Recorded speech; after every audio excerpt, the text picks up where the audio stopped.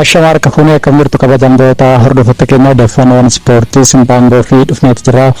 Warreen channel keenya fi haaraan subscribe akkasumas hiriyoota keessan bakka gashuma like share yaadaaf keeka yoo qabaate yaada keessan komentii jalatti nuuf barreessuu dandeessu. Amma toora qophii keenyatti nu waliin turaasan.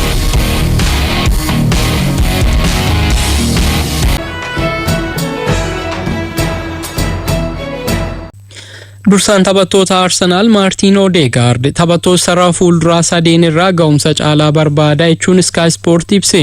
Ga'umsa Gabriel Martinelli, Gabriel Jesus fi Bukayo Saka kanaan Arsenal waancaa liigichaa fudhachuuf ni rakkataa jedhameera. Misbaawuddin Shifaa dabalata qindeesseera. Odegaard lining up a strike! Come on! A captain's impact!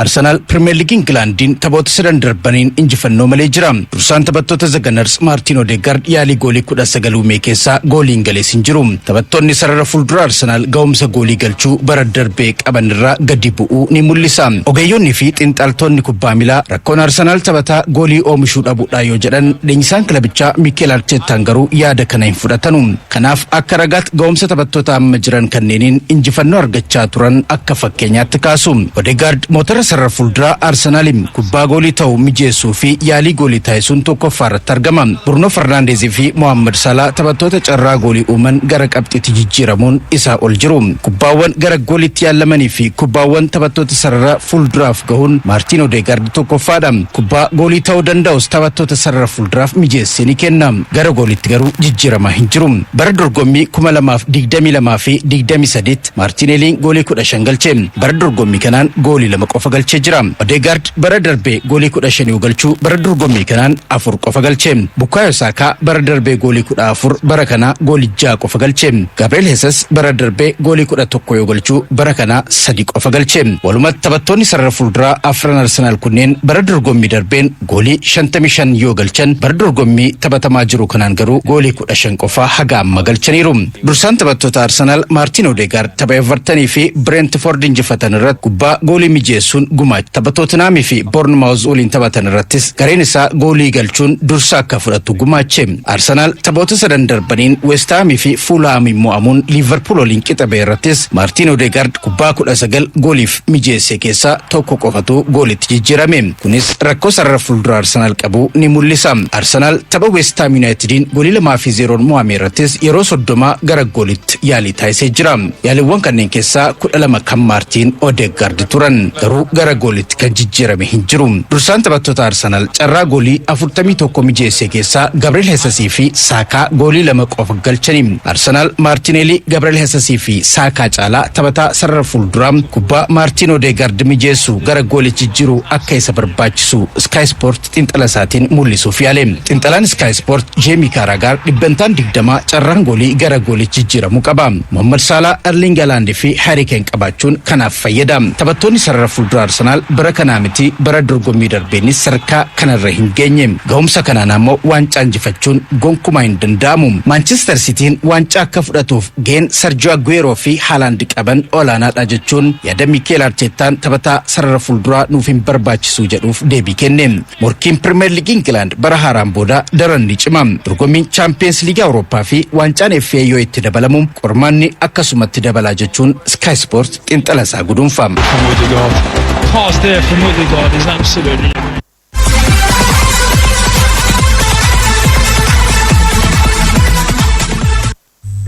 Cristiano Ronaldo taphataa cimaa liigii Saudi Arabia baatii muddeedhamuun badhaafame. Bara 2023 gooliiwwan 54 galchuun baricha milkiin kan goolabe Ronaldoon bara dorgommii kana liigii Saudi Arabiyaatiin gooliiwwan 20 galchuun badhaasa kophee warqee liigichaaf dursaa jira. Ronaldoon badhaasa taphataa cimaa liigichaa bara 2023 keessa kennaman kan baatii guraandhala hagayyaa fi fulbaanaa yoo injifatu taphataa cimaa baatii muddee bara dorgommii kanaas baatii kanaatis ta'eera. Badhaasa tapha cimaa liigichaa baatiin kennamu kanaan Ronaldoon bara 2023 keessa qofa si'arfaffaaf injifachuu isaati. Ronaldoon baatii muddee keessa injifannoo kilabni isaa Al Nassr gonfachaa tureef gumaacha olaanaa baachuun badhaasa kana fudhate.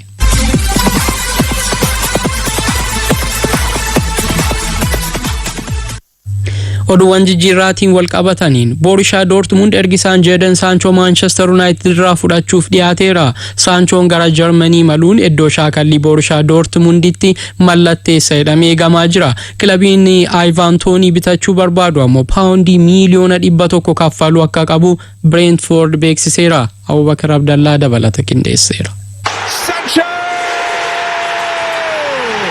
Jijjiirraan taphattoota amajjii erga banamee kilaboonni of jabsuudhaaf sochii taasisan jabsanii itti fufaniiru. Lammiin England Jadon Sanchoon Atakaaroo Erik ten Hag waliin uumeen erga hagayya 26 as Manchester Unitediif hin taphanne. Leenjisichi garee jalqabaa Manchester United keessaa erga hir'isanii Old Trafford gadhiisuu danda'a jedhamee odeeffamaa kan ture yoo ta'u amma gara kilaba isaa durii Borussia Dortmund deebi'uuf dhiyaateera. Taphatichi gara Jarman imaluun iddoo shaakallii Dortmunditti kilabichatti akka makamuutu gabaafame. Dortmund ergisaan taphaticha deebisee fudhachuu kan barbaadu yoo ta'u Euro miliyoona 4 fi mindaa taphaticha akka kafalutti himame. Sanchoon bara 2021 paawundii miliyoona 73 Dortmund irraa gara Manchester United jijjiiramuun ni yaadatama. Juventus fi Newcastle United taphataa sarara jidduu Calvin Phillips Manchester City irraa fudhachuu barbaadu. Lammiin England City keessatti carraa taphaa bal'aa dhabuu fi waancaa Awurooppaa gana dhufuutiin biyyasaaf taphachuuf fedhii qabuun itti argadhiisuu akka danda'utu himamaa jira. Zagaan Arsenal immoo taphataa gana 17 Yorel Hato Ajax irraa mallatteessisuu akka barbaadu The Telegraph gabaaseera. Timbergen darbee paawundii miliyoona 39 Ajax irraa fudhachuun isaa taphataan dargaggeessi Ajax Hatonis faana Timber hordofuun gara Premier League imaluuf fedhii qabaachuu isaatiin Arsenaaliif milkaa'uu danda'a jedhamee eegama. Brentford immoo kilaboonni Ivan Toney bitachuu barbaadan paawundii miliyoona 100 kafaluu akka qaban beeksiseera. Arsenal fi Chelsea kilaboota taphataa sarara fuulduraa kana waliin maqaan isaanii ka'aa jirudha. Arsenal taphataa sarara jidduu Amado Onana Everton irraa fudhachuuf marii eegaluunis gabaafameera. Aston Villaan taphataa duraanii West Ham Philippe Anderson mallatteessifachuu akka barbaadutu himame. Anderson erga 2021tti West Ham irraa gara Laziotti jijjiiramee taphoota 123 gooliiwwan 20 galchuun 23 mijeesseera. Lazionis kilaboonni Itaaliitiin ala jiran Anderson waliin mari'achuu akka danda'an beeksise. Juventusis kilaba taphataa kana barbaadudha. Taphataan duraanii Liverpool Roberto Firmino immoo kilaba Saudi Arabiyaa Al Ahly gadhiisuu danda'a erga jedhamee kilaboonni Premier League hedduun keessattuu Fulham taphaticha kan ofii godhachuu akka barbaadantu himame. Lammiin Biraazil taphoota 362 Liverpooliif taphachuudhaan gooliiwwan 111 erga galchee baatii jaadura Liverpool gadhiisuun gara Saudi Arabiyaatti malee. Alaaliif taphoota 19 taphateen goolii 3 qofa galche. Amma kilabichaan gargar ba'uu akka barbaadu miidiyaaleen gabaasani. Fulaamis iddoo Alexander Mitrovic isa buusuu akka barbaadu himame. Fulumines immoo Thiago Silva Chelsea irraa deebisee mallatteessifachuuf gaaffii dhiyeessuu Daily Mirror gabaaseera. Bara 2022tti Chelseatti kan dabalame Silva waliigalteen Chelsea waliin qabu ganna dhufu xumurama. Kilabichi sararatti isaa cimsuuf filannoo biraa barbaadaa jiraachuu wal qabatee Silva amajjii kanatti gurguruu akka danda'utu himame. Beneficaan immoo Marcos Leonardo Euro miliyoona 18 Santos irraa fudhateera.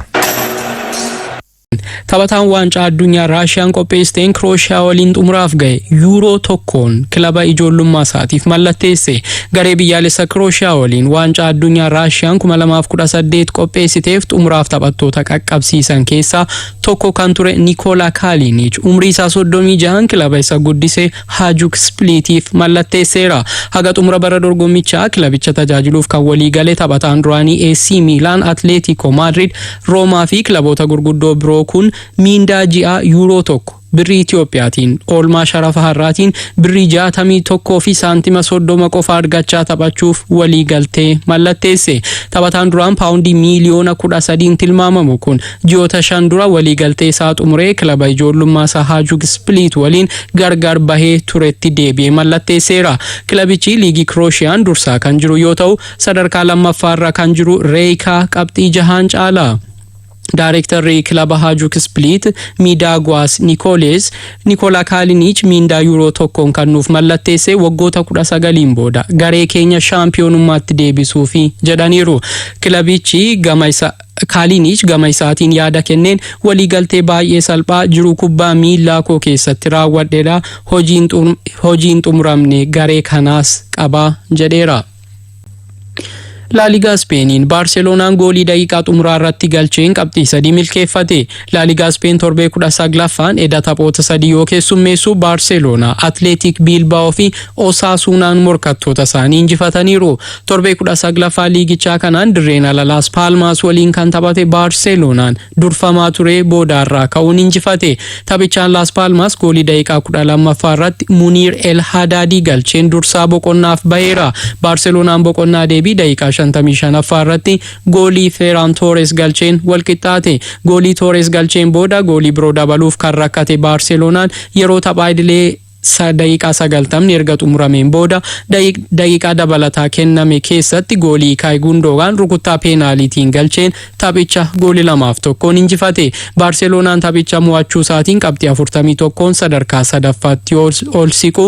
Gironaaf Real Madrid qabxii 48 liigicha dursu. Tapha kanaan Victor Ruukiin jijjiiramee seenuun Barcelonaaf tapha jalqabaa yoo taphatu Robert Lewandowskiin taphoota 4 darbaniin goolii osoo hin galchin jijjiiramee baheera. Tapha biroo kaleessaatiin El Sadaritti Almeeriyaa kan simate Osasunaan goolii Ante Budamir galcheen 1-0 yoo mo'atu, Ramon Sanchez Pizjuanitti Athletic Bilbao kan keessummeesse Sevillaan goolii 2-0 mo'ameera. Mikel Vesca fi Artur Paradesh goolii injifannoo Bilbao taphattoota galchanidha. Sevillaan leenjisaa isaa geggeessuus qabxii argachuun ammas itti ulfaate sadarkaa gadiitti dhiyaatee jira. Kilabiin Ernesto Valverde leenji'u Athletic Bilbao taphicha mo'achuu isaatiin qabxii isaa qixa Atletico Madrid 38 gaachuun gooliin caalee sadarkaa 4ffaarra taa'eera.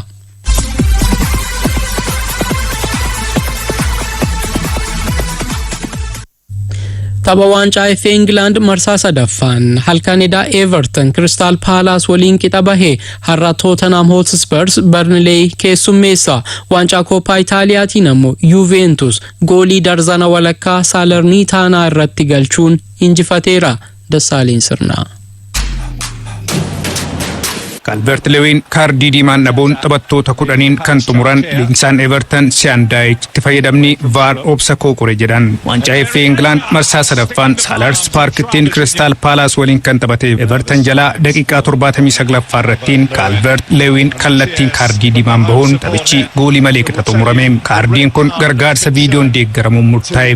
Calvert Lewin yaalii kubbaa fudhachuuf taasiseen miila Nathaniel Seelin tuquun kaardii diimaadhaan bahe. Kun ammoo deeggartoota Evertanii fi leenjisaa kilabichaa arseeram. Everton qixa bahuu isaatiin taphoota 5 darban injifannoo malee bahe. Kilaboonni lamaan marsaa itti aanutti darbuuf tapha deebii taphachuudhaaf dirqaman. Shaampiyooniin FA England yeroo 5 Everton erga bara 1995 waancaa kana argatee waancaa biraa argachuuf murkataam. Taphoota waancaa FA England marsaa sadaffaan har'a itti fufuun taphoota 3tu taphatamu. Brentford Wolverhampton Wanderers, Fulham Rotherham United, Tottenham Hotspur ammoo Burnley waliin taphatu. Boruu taphoonni 19 kan taphataman yoo ta'u, Chelsea Preston Northin, Middlesbrough Aston Villa, Sunderland Newcastle United waliin kan taphatan taphoota eegamanii. Dilbata taphoota 8 taphataman keessaa taphni cimaan dorgommichaa Emirates Arsenal Liverpool simatu xiyyeeffannaan eegama. Shaampiyooniin FA England yeroo 14 Arsenal, shaampiyoonii dorgommichaa yeroo 8 Liverpool simata. Kilaboonni lamaan sadaasa 23 Premier Leaguein kan waliin taphatan yoo ta'u, qixa bahuun isaanii ni yaadatama. Taphoota 6 darban keessaa tokko qofaa injifachuun Premier League Englandiin arfaffaattiin kan sigigaate Arsenal darbii Londoniin West Hamii fi Fulhamiin mo'amuun booda gara injifannootti deebi'uuf morkata.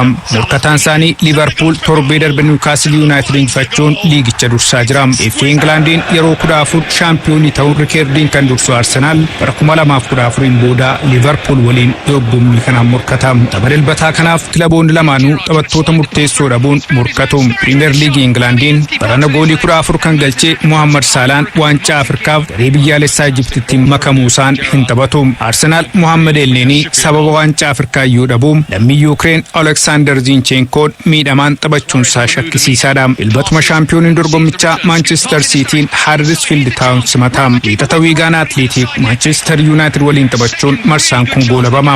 And here's Iker Messi, and it's an early goal for Salernitana after a terrible mistake from Federico Gatti.